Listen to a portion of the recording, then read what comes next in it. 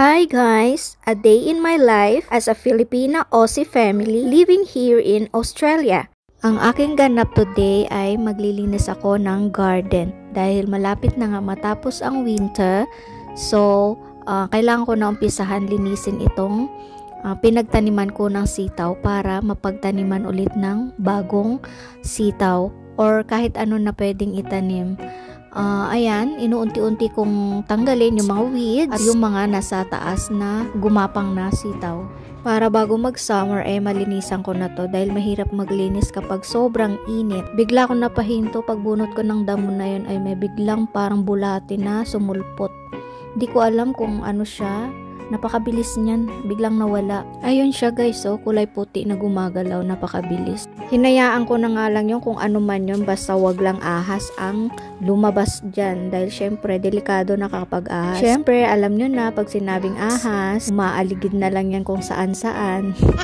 Anyway, ano pa kaya ibang pwedeng itanim dito guys? Kasi dati mga nakatanim din dito, merong talong, tsaka labanos. Kaso nga lang, hindi naging successful ang pagtanim ko ng labanos dahil nga hindi masyadong buhaghag yung kalupaan. Kaya hindi siya lumaki. Maliliit lang yung laman noon time na yon. And may sili din dito sa side, sa corner. Pero bahala na kung anong maisip. Basta hindi mawawala ang paborito kong sitaw. Magtatanim ulit ako ng sitaw guys.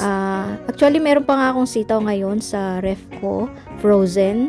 Uubusin ko muna yon kasi iba pa rin ang fresh. Kung napapansin nyo guys, ako lang yung gumagawa kasi mga time na to ay nasa work pa si husband at yung dalawang anak ko nasa school, si bunso lang kasama ko at katatapos ko lang din ito mag-workout.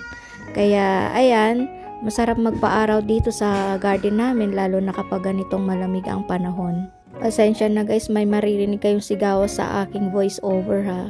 Yung mga bugoys ko niyan, hyper na hyper araw na to. Hindi ako makapag voice over ng matiwasay. Ito lang yung medyo mahirap dito yung tanggalin yung mga bagin na to na umakyat sa taas. Kasi natuyot na siya. Pero wala gusto kong magtanim. Naano ako magtanim kasi masarap magtanim lalo na kapag may ma-harvest ka na mga gulay lalo na fresh. Sa sobrang pagtatanim ko nga ng kung ano-ano, kapag may nakakain akong buto ay binabaon ko na lang dito. Eto, may napansin ako, hindi ko matandaan kung anong binaon ko dito guys. Ayan, hindi ko makilala yung ano niya, yung dahon niya. Hindi ko matandaan talaga kung, iniisip ko talaga kung ano yung nilagay ko dyan sa part na yan. Sa sobrang lakas nga ng hangin, ayan, natumba ang phone holder ko. After kong mag-garden, tsaka ko lang na-realize na nabasag pala yung screen protector ko. Buti na lang hindi nabasag mismo yung screen ng aking phone.